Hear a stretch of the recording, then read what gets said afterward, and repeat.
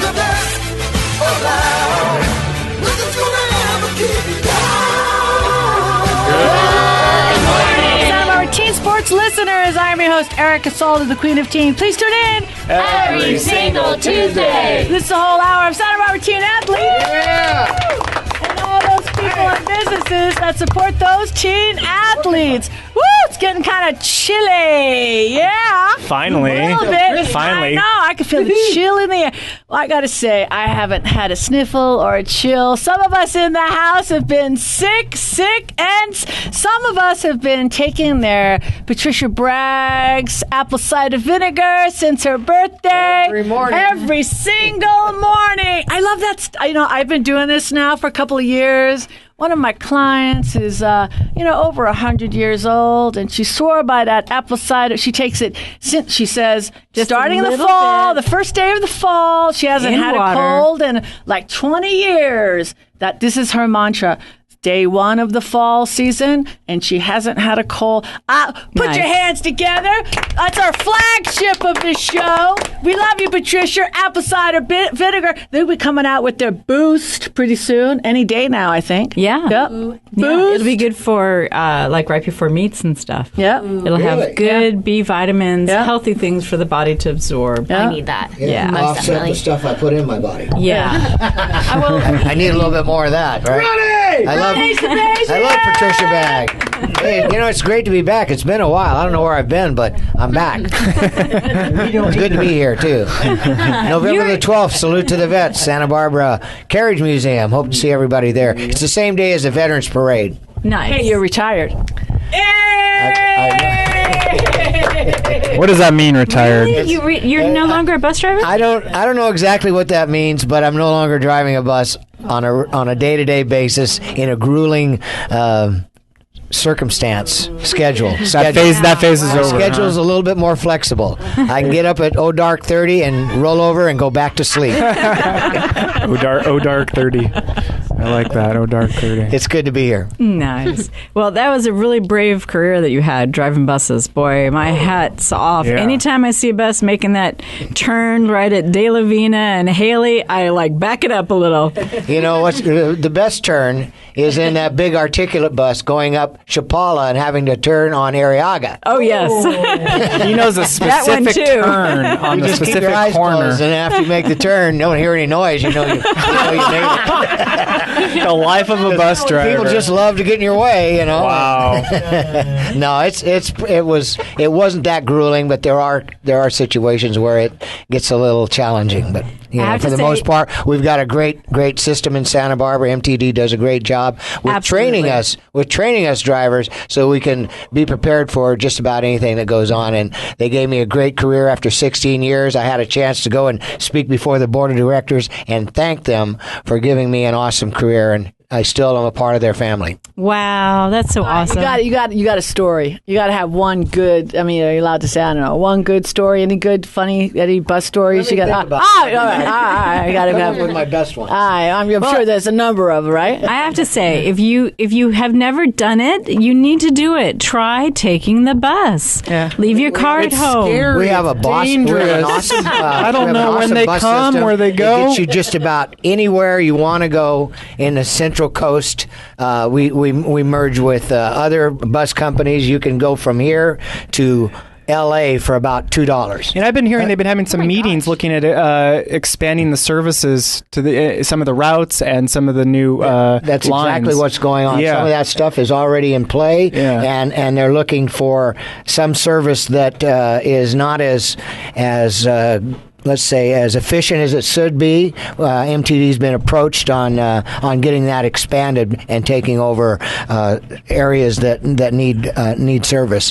We just got new electric shuttle buses. Yeah, I heard about those. Fully electric ones. They are awesome looking, very roomy, and it almost makes me want to go back. And Brian, it doesn't matter where they go. Just get on. Just get on. Just get on. And then you think about it for a while, and Oh, I'm going to get off now. Okay. Yeah. But I might be waiting an hour or so, but I'll eventually get on. No, you won't be waiting an hour. I can tell you that right now. Okay. No. Even in Carpinteria, you've got the 21 Express and the Line 20 that gets you back and forth to Santa Barbara. You've got the shuttle system in Carpinteria that goes. In fact, one cycle, I drove that. The Seaside Shuttle is what it's called.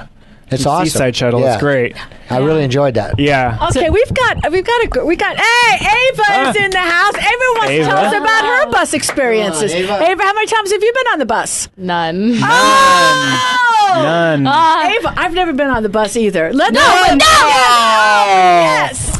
I'm gonna go get a bus right now and bring it over here. Let's go for a ride. Take a group bus ride. Let's take a group bus ride somewhere. I know. I've been under the bus. You know, people have thrown me under the bus many a time until it's it. Dr. Andrew Seifert is like, there is no bus, and then all of a sudden, there it goes. I've had that moment. Let's get on a bus. Let's take a group bus ride somewhere. All right, seriously. You know, just do a loop. I've been on a train. Trains are cool. There you go. But not a bus. Yeah. I will. Yet. I love it. That's evolution right there.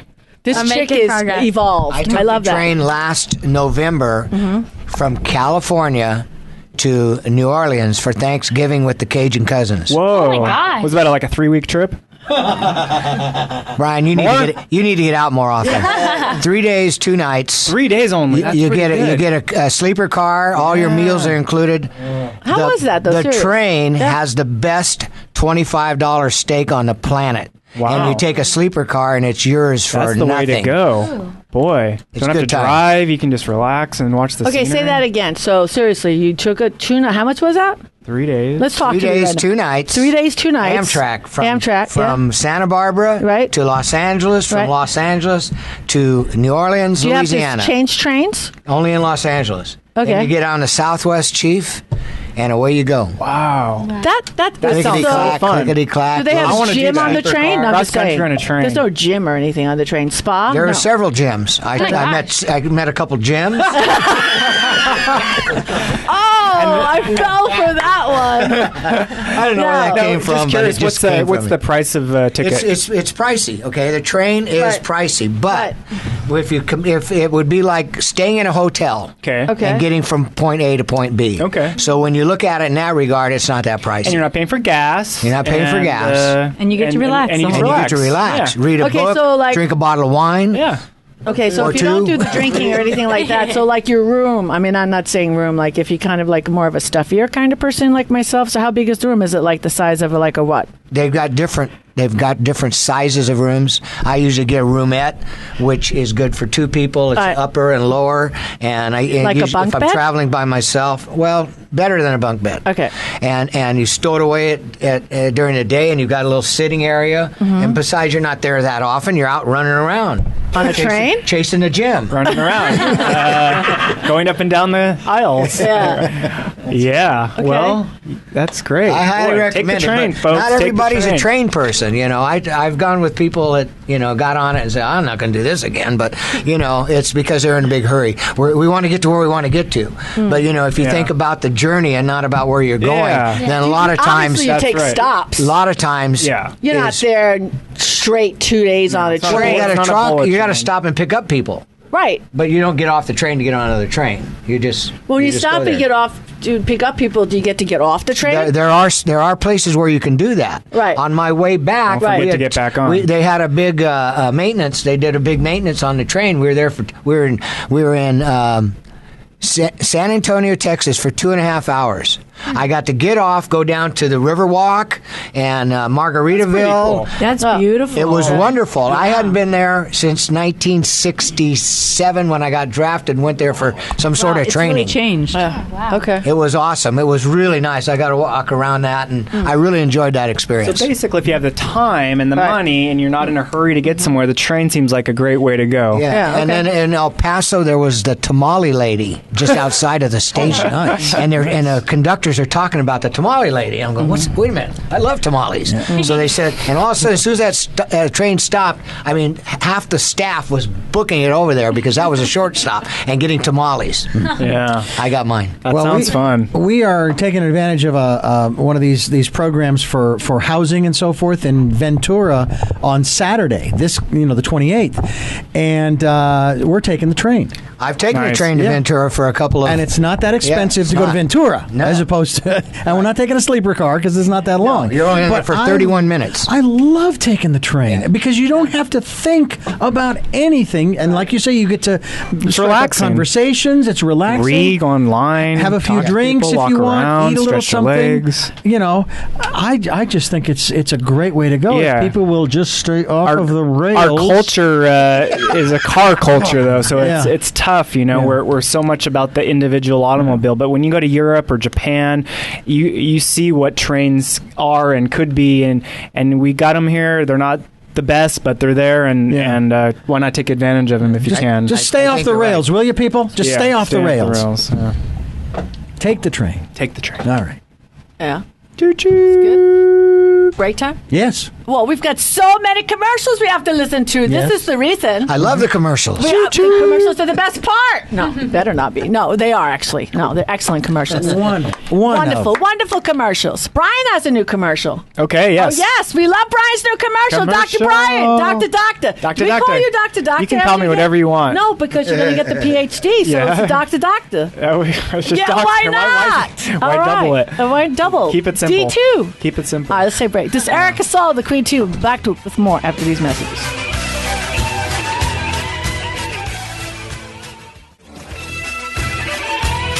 We are back, and this is the Santa Barbara Teen Sports Radio Show. I am your host, Erica Salda, the Queen of Teen. Please tune in every single Tuesday at 9 a.m. Well, instead of waiting till the very end, because we're a little light today, as they say, all right? Because what? I don't know. The moon or the equinox or the north node or whatever you want. Busy. We're busy. I don't know. Some node is. I like your light style. I know. We got a little lightness. We can go deep. He's making up astrology things. We can go deep today. Okay, and I like it. So instead 20 of minutes you going, talking about buses and trains. That's awesome. Exactly. I know. Oh my. Oh there. Trains and automobiles. Exactly. That was a really good movie. And the best. Oh my god. Here we go. I own it. Yes. I own it. Me too. Do you? I love it. Spans the generations. It does. It's the test of time. I love it. I agree. It's the best. Why don't we start? We'll flip it. Okay, it's kind of like my art. You know how I start it and then I flip it Like at houses. the end. It's like houses, exactly. With a quick story? Yeah, well, it's not quick. I mean, like we have, because we have to stretch this show. So why don't we start with your story? Because I'm feeling that you have a good one. Well, this is a very influential story, and I think I might have told it before, but it's a good one to review. Okay. So most of the time, when someone is doing a lecture and they show you a glass of water, everyone thinks, okay, the question is the glass half full or half empty, right? So that's kind of what we're programmed to think about. Well, in this particular lecture, a teacher said that the question was, how heavy is the glass? And so everyone in the class shouted out what they thought the weight of the glass with half full of water was. And the teacher explained, after everyone suggested their opinions, that the weight of the water really depends on how long you're holding it. So if you're holding that glass of water out there with your arm stretched out and you're holding it for just a few minutes, it's not that heavy. If you're holding it for an hour, it's getting really heavy. If you try to hold it for the whole 8 hours of the day, it's so heavy you're probably going to have to put it down. So this is a representation of our stress responses to what's going on in our lives. If you're thinking about something that really triggered your fight-flight response, where your survival instincts have kind of kicked in and you're really worried and really anxious and concerned about an event, it could be an event in your family, an event in school, an event in our community, or even in the nation. But something triggers you and you feel that worry response. You feel your adrenaline kick up. If you think about it for just a few minutes, okay, it comes and it goes, and that's fine. But if you're thinking about it all day long, you actually start to hurt. It's just like the muscles where you're holding that glass of water. Your body starts to hurt because you're holding all of that anxious energy inside and you're not able to do anything with it. That's a great analogy. Yeah. So the suggestion is just think about your worries and concerns and your anxieties and put them down, especially in the evening when you're getting ready to go to sleep. It's really important to put down your stresses and put down your worries and give your body, give yourself, give your soul, give your happiness a break. Because when we take that little short vacation and we're well rested, then our brains work better, our heart and our mind and our body are all connected. We're in the neocortex instead of in the old limbic brain, and we're able to make choices and come up with solutions that we never thought of before. And we're able to creatively help the world be a better place. And just a quick note, Ellen DeGeneres, she is a really interesting lady and commentator. Awesome. Many times when something really scary has happened on a national level, I've flipped over to see, just on Facebook, just to see what she's commenting on. And almost every single time, what she does is she goes back and reminds people of all the wonderful things there are in the world. And so no matter how anxious you are about something that's happening in your present moment, put down the burden for a moment, take a deep breath, and remind yourself of all the wonderful things that are going on. And that gives you a break. And using her as an example is great because, she was soaring in her career, and then when she came out about her sexuality, she was chastised and blackballed for a while. She did not give in. She stayed strong to her beliefs, and look where she's at now. Yeah, and the nice thing about her in particular is I don't think she uses sarcasm. So everything about her that is funny in the comedy that she does is just a real fond laughter of what's going on in the moment. Mm-hmm. So, I like her. One of the things that kind of came to mind as you mentioned the heaviness was our ability or lack of ability to hold ourselves and other people's suffering and difficulties, and the qualities and characteristics that go into whether or not a person can hold much, and how somebody is able to either contain a lot or some people can hold very little. And that makes me think of, looking at it from a different angle is maybe perhaps on the one hand you could say, well, if my capacity increases to hold and contain my own suffering and those of others, then I'll feel even heavier. And on the other hand, you could say, well, your capacity to hold that as that increases also deepens your empathy and sensitivity in response to what's going on around you and within you.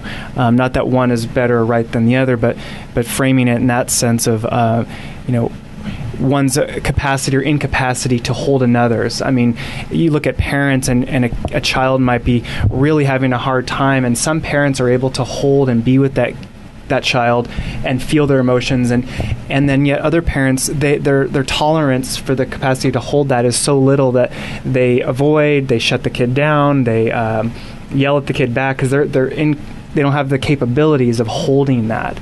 So it's and there's a lot that happens where, in a loving way, people haven't made space for what you're experiencing. I had a situation where someone that I adore, every time I came to this particular person with a problem, they would say to me, have you had a protein drink? Have you had your vitamins? Did you take a nap? Have you meditated? And it was like, whoa, I just wanted someone to hold space. That's all me. External things, and they're saying, I don't have the ability, I'm not able or willing to hold that for you, so you should try these other external things. It's a denial or a push away. Yeah. And that's the majority, I think, of what we are as a culture, is that we just don't have the capacity to withstand a very high level of pain and suffering. So we take medications, we numb out, we distract, we deny, and do all these other things as a way to so-called, release the heaviness of that glass, because we just don't have the capacity to endure that kind of heaviness. And those that do, the artists, the melancholics, the people that really feel stuff, they're the ones that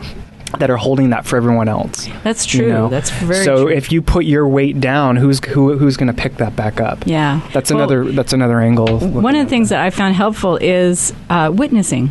So when someone comes to you with a problem or issue, or even when you come to someone else, you can say to the person, hey, prompt what you want. Say, I need to be heard. Yeah. Can you just, don't solve my problem, but take a moment and hear me. That's huge. And then the person who you're telling the story to can say, I hear you and I see you. Yeah. And they don't have to solve your problem. And that's a beautiful way of witnessing everyone holding the glass, but not having to take on someone else's work. Yes, that's huge. Imagine if even a quarter of us did that, practice that. That's a huge thing. And it sounds easy what you just said, but it's for a lot of people practice. it's not. It's almost like write it down. I see you, I hear you.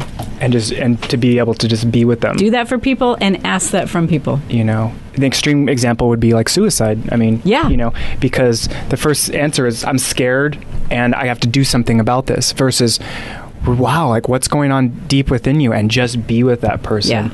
You know, and that's an extreme example, but you're absolutely right. That's a great connection. Connect. Witnessing.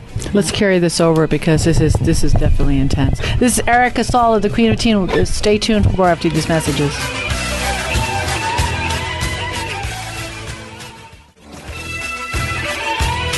We are back, and this is the Santa Barbara Teen Sports Radio Show. I am your host, Erica Salda, the Queen of Teen. Please tune in every single Tuesday, 9 a.m. You know, I was saying during break, just to like lead into what we're going to talk about right now. And this has been the hardest thing for me. I mean, starting at 55 now, just turning 66, is because I love telling everybody my opinion. You know, because Erica knows everything. And I love hearing your opinion. I know, but I've changed, right? Yeah, and you're taking a pause. I've totally, and so I not asked. And said this to Brian too during break. It's just like it's really hard. And it's like Brian said, we're ingrained, you know, to offer opinions without being asked. So and I've said this to Dominique, and I've been working with somebody on this, and I've gone to her just recently asking, is it, you know, I was asking her a question about I'm going to Ellen McKenzie, and I said, ask her a question. I said, is it true? And I was asking her a question about I don't need to say, tell the whole world what my question was. Okay, but I said, I asked her a question, is it true, whatever, and she goes, I go, did you know that? And she goes, I did. I go, how come you didn't tell me? And she goes, well, you never asked. I'm like, I get it. But so the point is, and we're talking about this with people who are working on self-actualization, you know, where you're like, wow, I'm wrestling with an issue and I want to grow, right? Exactly. So pausing as a person who might potentially have an answer or something to offer you of worth, if I wait for your sincere inquiry, then I know you really want to hear what I have to tell you. Exactly. And I may know something, but I may be the wrong messenger. Mm-hmm. So when I pause and give that organic space for another person to decide whether they want to hear it from me or maybe they want to hear it from someone else, then that magic moment can happen for them, and they have a realization that will be deep and be assimilated. That's right. Much more powerful. So how does that work with a younger person in your group? I mean, do people that's a good question. Just give their opinions, or is it something like comes with maturity? I think that most of the people at my age, only a select few know how to take a pause. Some are being so influenced by their parents that they're quick to pull the trigger and say, oh, do this or oh, do that, without giving like a educational answer for it. I think thinking before they speak. Exactly. Or waiting for that moment. Exactly, to because give their opinion. Without waiting, they could hurt their feeling or cause that person to do something that they're not comfortable with doing. And I think the whole pause, everyone should take a pause. Like if you have an issue or just in everything, like think before what you do. And I feel like that learning and that thing that we're trying to teach people has been lost throughout my generation because no one is pausing. Part of it is the social pause. Media, because we're so plugged into all the social media. The social media is prompting us with judgments, like and instant opinions. messages, instant opinions, everything. Everyone thinks it's okay to say, like, I have a gun in a movie theater, and like there's no reprimand or punishment for that. We were just talking about this today, but or I don't know, that's a very extreme example, but no one thinks about the consequences after. And if someone is struggling, many people of my age think it's their problem to take on, when it should be someone who has a background and knowledge in this that can actually help them instead of make it worse. Wow. Yeah. Well said. You know, one of the things that correlates with that, and I find this out from younger people in my, bus driving experience, when you have students on board, and part of what we do is we supply the booster buses so that the regular buses don't get so busy. So it's pretty much you pick them up at the schools, junior highs and the high schools, and you take them to specific routes and get them home, and they're not overloading regular bus service. So I had an experience with junior high school kids as well as high school kids, and I found that, for example, I'd have the junior high school kids were great, but they get out of school and they're wound up like tops, and they're talking and they're jagging around and they're all excited over the place, but they're still respectful. They give me a note saying, thanks for getting it and not getting upset with these crazy junior high school kids. I'm going, wow. They That's even an know what they're person. doing. Yeah. and then a couple of the high school kids. High school kids, all they want to do is get home and and hang out and do their work or whatever. Yeah. And so I'd see some of these kids and I wonder where they're heading. I'd always ask them, what's your goals? What do you want to do? And I'd be surprised because some of them have some great goals. You'd think, I mean, he may get on dressed like he's maybe not going to be a professor in college, but that may be his career path. And it's good to hear that. A couple of the guys, then I see them. I went to Enterprise Fish Company, one of my favorite places. And here's these guys that went out there. I had no idea where they're going to go, and they're assistant managers at a restaurant and going to school. Oh, that's so it really kind of go, okay, I think everything's okay. I wasn't even in that place when I was their age. Yeah. Anyway, that's why I want to know how it is with younger people, because that's of a big interest to me, because that's where you're going, and we've kind of been there, and want to see what the difference is. And I think we're safe, and the world's going to be okay. Yeah, that is a huge message to get out to people, because, we have the scary things about whether you're in agreement with who's in the office of the president or not, and what's going to happen to nuclear whatever. And, there's a lot of really quite frightening things out there. But to tell your body and your nervous system, hey, I'm okay right now. Yeah. I'm safe. The world, if you look at the entire world, we are a way safer humanity than we have ever been in our entire history. There are so few countries that actually want to go to war with anybody. We as an entire globe, we are figuring it out. War is not the answer. We're still going to have conflicts. We still, that's how we grow and work things out. But war is not the answer. So telling ourselves, hey, the world is really a safe place. That's how we make the world a safe place. Yeah, my mom always tells me there's so much far that you can think into the future.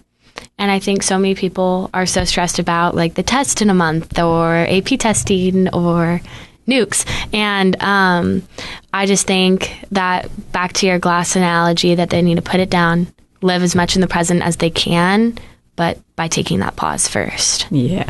And really thinking about it. That kind of brings me to one of the things I've been thinking about, because I see a lot of people in my clinic who are both students and also parents. And there's a common theme that I see, and that is very high stress levels for both the students and the parents. They're slightly different, but they're both very high. And perhaps we'll have a few minutes to talk about what's going on there and why that's the case. Yeah. Okay. Yeah.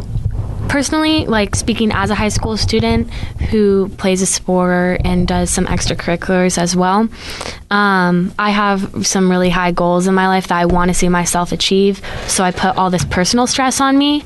I think the biggest battle I'm facing is the one against myself to meet all these goals and exceed in them. And I think as a parent, you want to see your child's success. And I don't have any personal experience, but from my mom and my dad. But these high school students, I feel like there's so much more pressure to be the best at every single thing you do. And you can't play multiple sports, you have to play one. Or you can't be like all these things, you have to choose one. And I think that's, it's very narrowing of all of our futures. And I feel like there's also more stress to know exactly what you're doing in life, exactly your plan. No one ever knows their plan. Like, I don't know my plan for the whole day.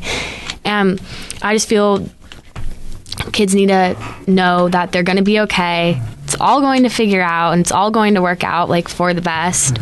But with their personal life or school or teachers, they're always emphasizing to do more work, and so much homework is assigned to all of us that I just think that's accumulating all the stress levels. Yeah, well expressed. That is a lot to deal with at any age, but when you're a teenager, that's a lot. Yeah. Your parents, the schools, the teachers, and your own personal goals, that's a lot on your plate. Yeah. Can I ask you a quick question? Mm-hmm. Do you ever get a moment where you like sit on a porch in a rocking chair like for an hour and just, you feel the wind on your face and maybe neighbors walk by and you're chatting with your mom or a grandparent or something? I try to talk to my mom and my grandparents as much as I can. I was just over at my grandparents' house a little before this. But I really try to maintain a strong relationship with my family and like my really close friends. And through the years, I've lost some like less close friends because they wanted more of me than I could give them.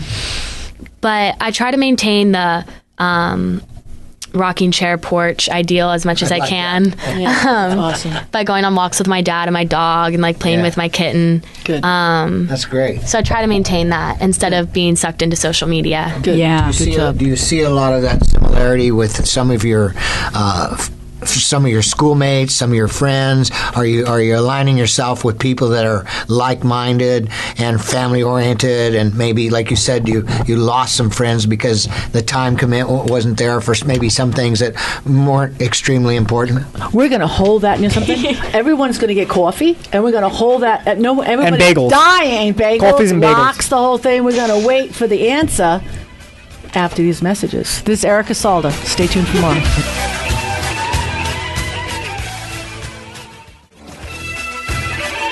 We are back, and this is the Santa Barbara Teen Sports Radio Show. I am your host, Erica Salda, the Queen of Teen. Please tune in every single Tuesday at 9 a.m.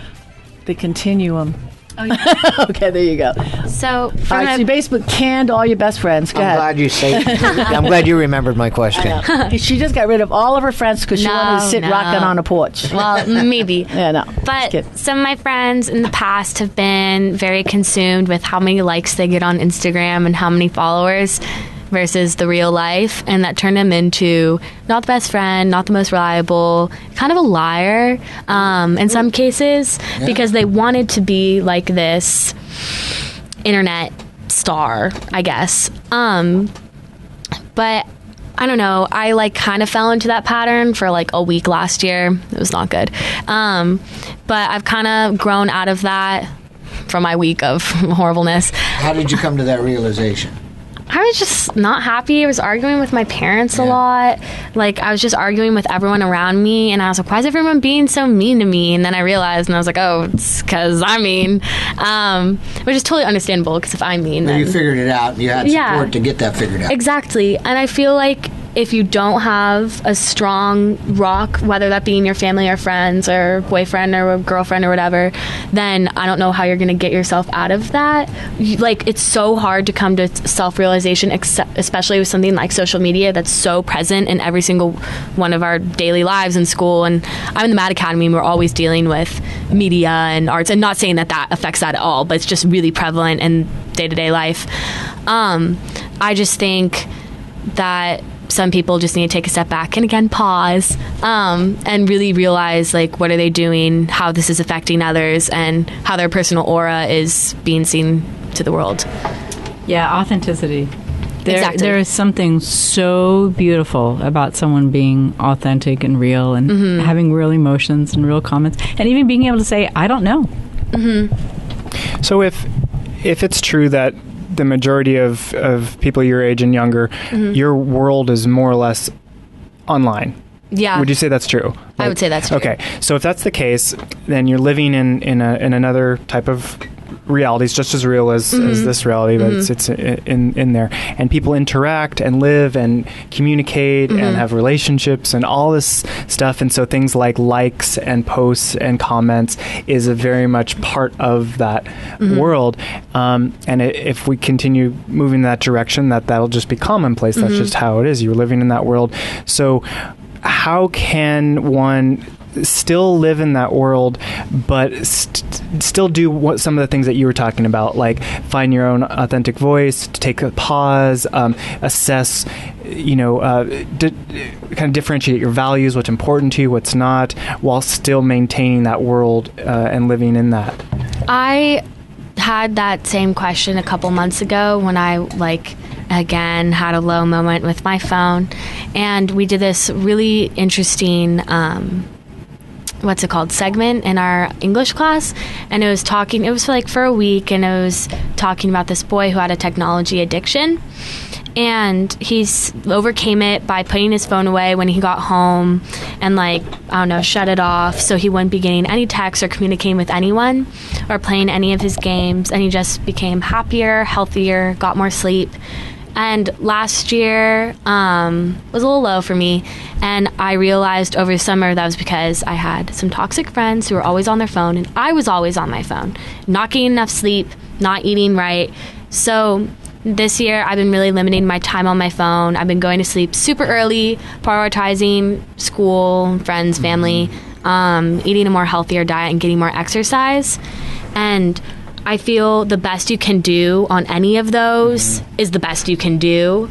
But I think turning to your phone versus turning to someone else when you're having a rough time or when you're bored is not helping. So much of your life, like you said, is on social media. And my parents are really trying to limit me and my 3 siblings and how much we post on social media. There's a lot of reasons for that, especially if you're trying to get into a really good college. Stanford. You don't want you don't want stuff on social media because someone may randomly post something about you and they are going to review that because every student is reflecting on their college. The schools look at that. They look at your social media posts and your presence online and evaluate you as a person. That's becoming a bigger part of your able to get into a schools because they want to know what kind of person you are because they're going to spend 4 to 5 years with you and they want to know if you're going to make the right decisions while you're there. And when you come in and put everything on, all your grades and stuff and everything is a big part of it, but who you are as a person is becoming a bigger part of it. So they want you to succeed so the school can make you succeed. Do you guys think about that kind of stuff? I do, compared more to my friends. Right. But some of my friends who are posting scandalous photos. Right. I just don't want my reputation tarnished by one picture. Right. Exactly. And so many of my family friends have. I just don't. Because that's the dilemma, isn't it? Because it's a forum where anything goes. You could write or say or do or post anything, and there's a freedom in that. There's something that we never would have been able to do before because our family and our culture wouldn't allow it. But it's a free, open forum.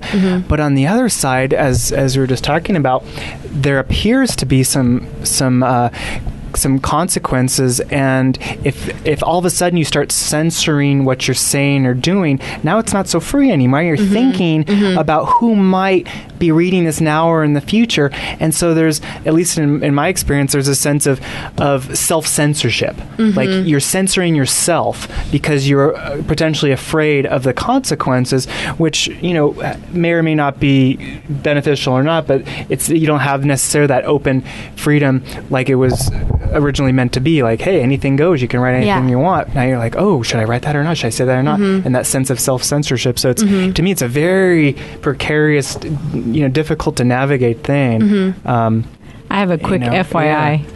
All the inventors of Instagram, Facebook likes, all of our social media, the inventors, they have all unplugged. Really? They do not do Twitter. They do not do Facebook. Do they say why? Yeah, because it's messing with their ability to be an individual and go deep. Wow.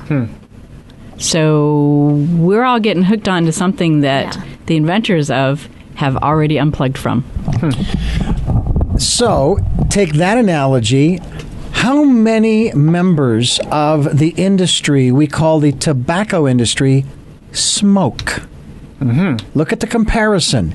If the creators of social media aren't using it, what does that say about how dangerous it is? Yeah. Or how harmful, if not dangerous? It's the same thing as addiction, just no one has said that yet.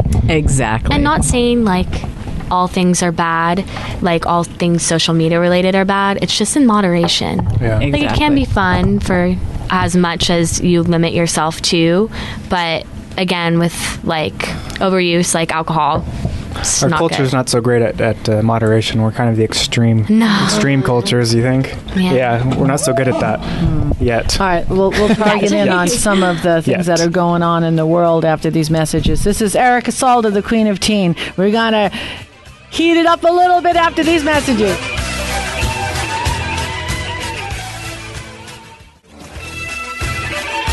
We are back, and this is the Santa Barbara Teen Sports Radio Show. I am your host, Erica Salda, the Queen of Teen. Please tune in every single Tuesday at 9 a.m. Come on, let's get down and dirty. Down and dirty.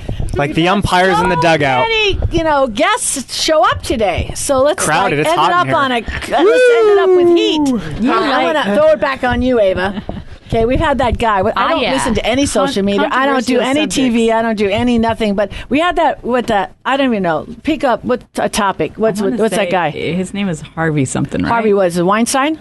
What's his name? Steen. Weinstein. Yeah. What happened with him? Ava, you know what happened? He was inappropriate with many women that he worked with and came into contact with. How's your friends feel about that? As a woman, right, I think it's not appropriate for a workplace. And good job. That's a good answer. Good answer from Ava. Okay. And that there should be repercussions taking place. Right. Go to jail. Yeah, if there's 50 plus women talking about it to the extent that they have been discussing.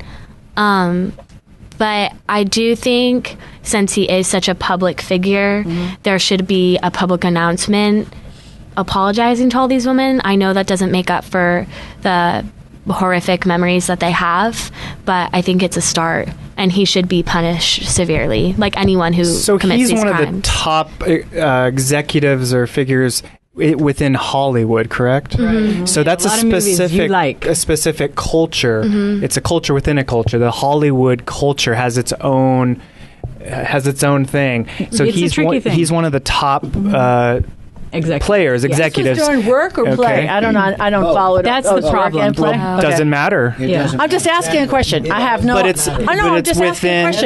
So you're talking about a very prominent figure within the Hollywood culture. I differ on that. I'm just sorry. I'm saying as a woman, because if you're playing, and myself personally, this is me as a woman. Okay, so if I'm playing and you're playing, and Brian asks me, and he's a powerful dude, and he asks me up to his room as a woman, and we're playing, and I'm going up to Brian's room, I'm just saying, oh boy, am I going to get heat for this. But I'm going up to his room and I'm playing. It's different than working. If I'm working, I'm going to his room and he's being inappropriate. To me, as a woman, it's different than playing. So the context. Like context. Okay, context. Okay, so boy, I got out of that one. Do you understand what I'm saying? Yes, context is always important. Context. Yes. But let's just go back to just a minute to the current situation. So what ended up happening with the public voicing of this particular person and the people that were coming out?